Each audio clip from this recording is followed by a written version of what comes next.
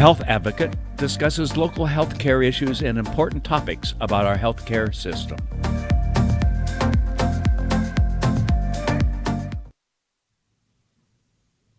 Hello and welcome to another episode of The Health Advocate. I am your host, Matt Dinsmore, nurse practitioner and also CEO of Direct Primary Care. This week, I want to be able to talk about antibody testing and what that means for us locally, not just nationally, but what options do we have locally here in Spokane for coronavirus antibody testing? Well, first off, we need to kind of clarify. I think that's pretty important because it lays the groundwork of what the antibody testing can and cannot do. So the thing about the COVID-19, right, is that's the name of the syndrome of being infected by the coronavirus, which is actually called severe acute respiratory syndrome coronavirus 2. It's the person who named that is not the best marketer in the world, but it's SARS-CoV-2. And when somebody becomes symptomatic and you get the little nasal swab up your nose and you feel like it touches the back of your brain, that swab is actually checking for the virus itself, the virus's RNA or DNA.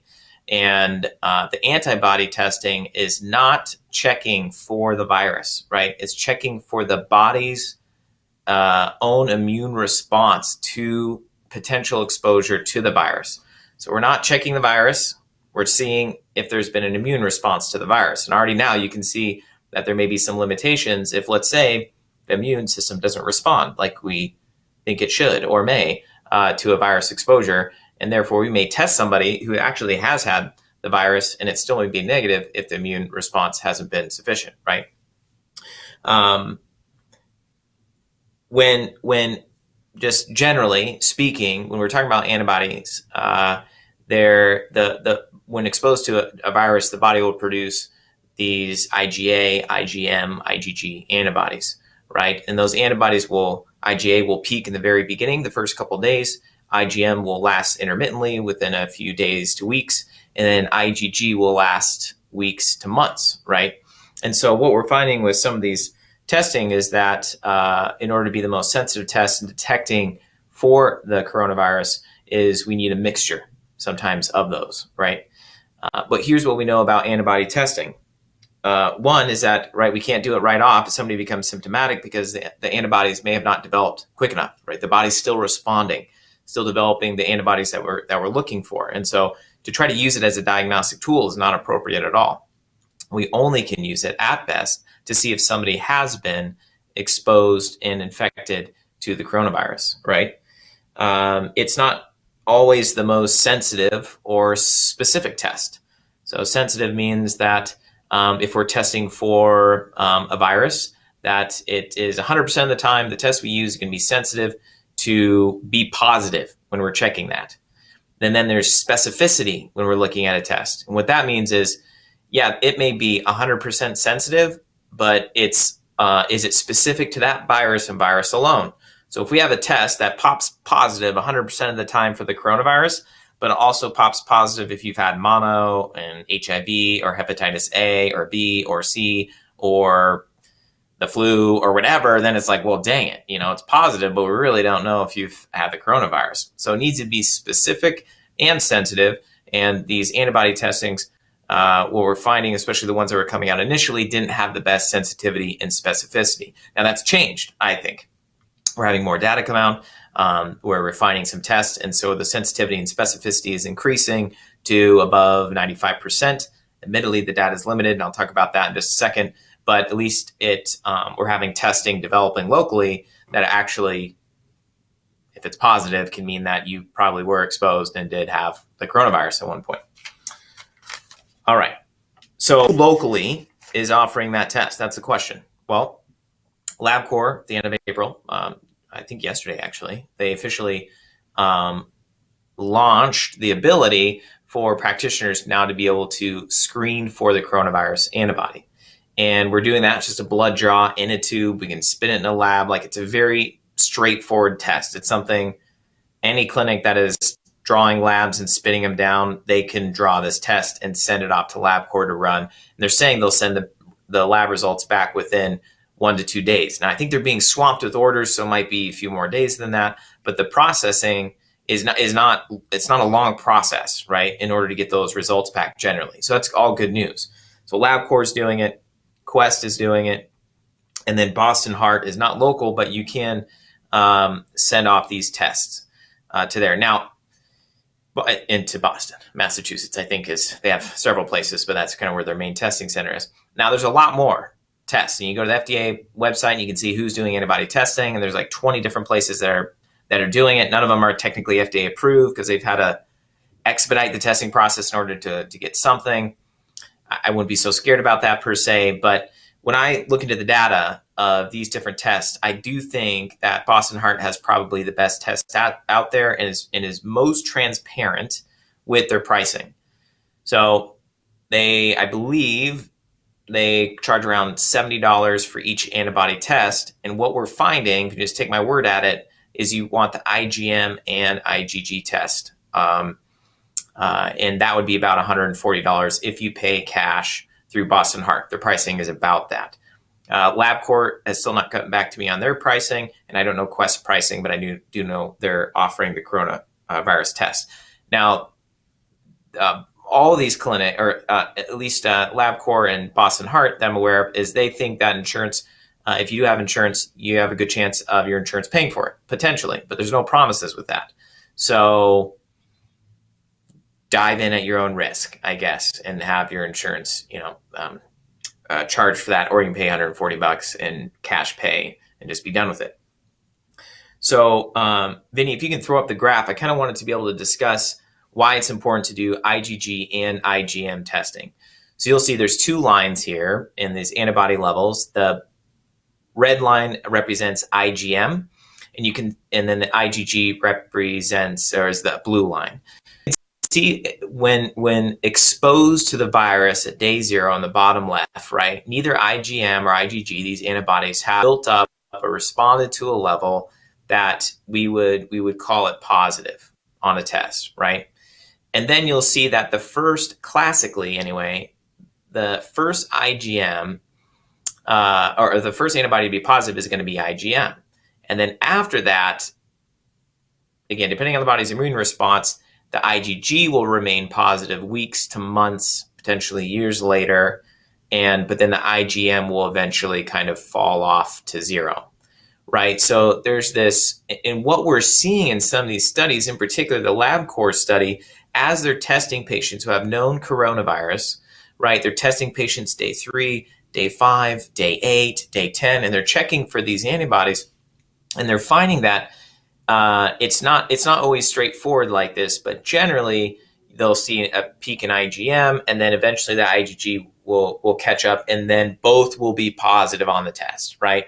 If you have both a positive IgM and IgG, you have like over 95 or 96% chance that means you were at one time exposed to the coronavirus, right?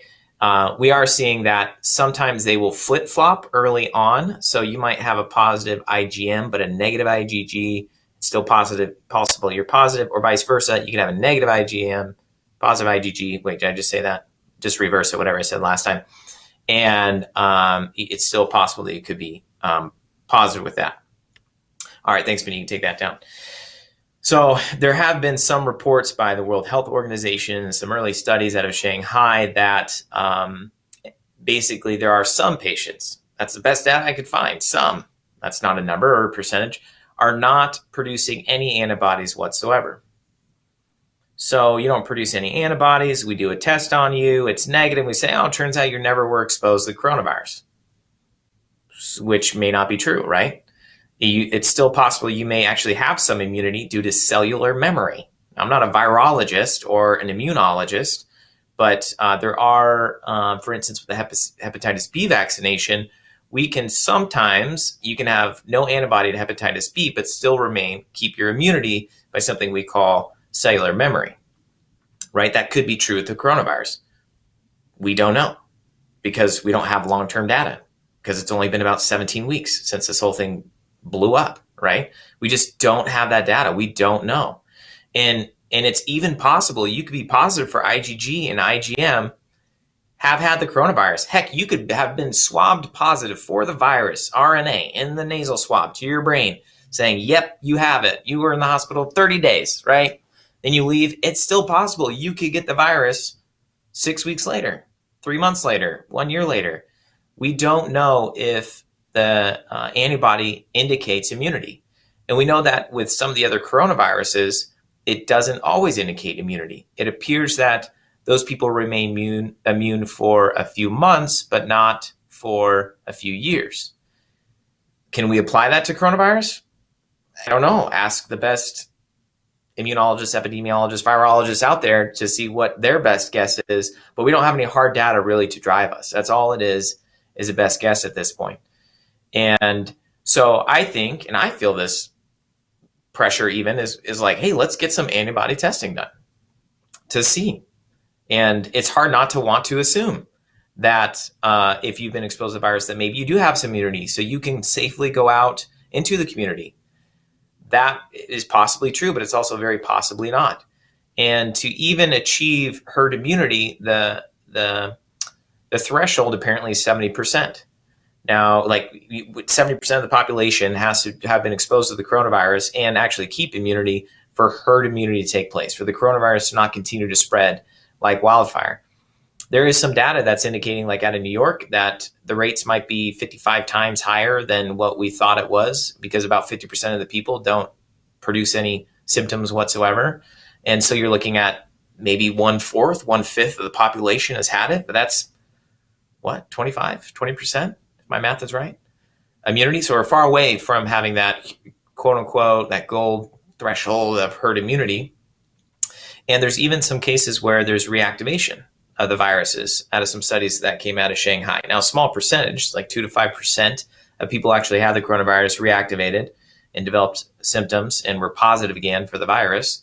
But we still don't even know what that means because we don't know if the studies were good, and it's not peer-reviewed journal, and we're not sure the samples were appropriate. You know, it's like, it's just a really, really tough time. So I know at Direct Primary Care, there's people that have reached out to us and have said, hey, we want to do the antibody testing because we think we may have had it. And that's great. We will offer to do that testing. And, you know, we don't charge, not a profiteering thing for us. We think there is some value in it. But I think companies like that, individuals like that, we have to be very careful with that information at this point. And really, we won't know if the antibodies mean anything for probably at least another 3 or 6 months. And it's probably going to be years after that before we really know. And so I think that's the disclaimer, right? That's the caution that we need to keep in mind to still protect one another out in the community. Now, I'm not saying we need to we still need to be under a rock or whatnot, but I think we need to be cautious, proceed carefully.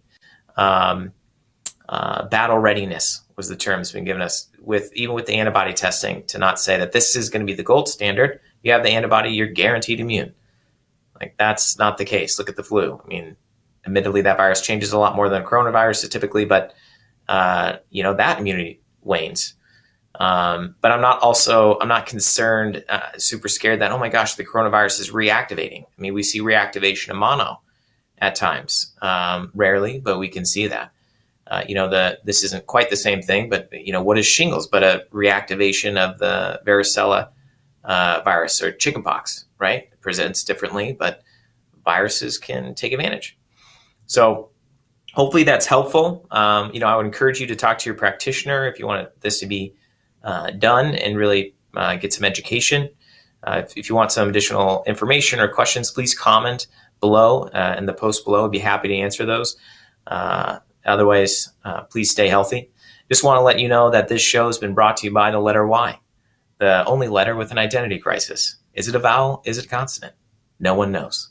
This is Matt Dinsmore at Direct Primary Care, signing out.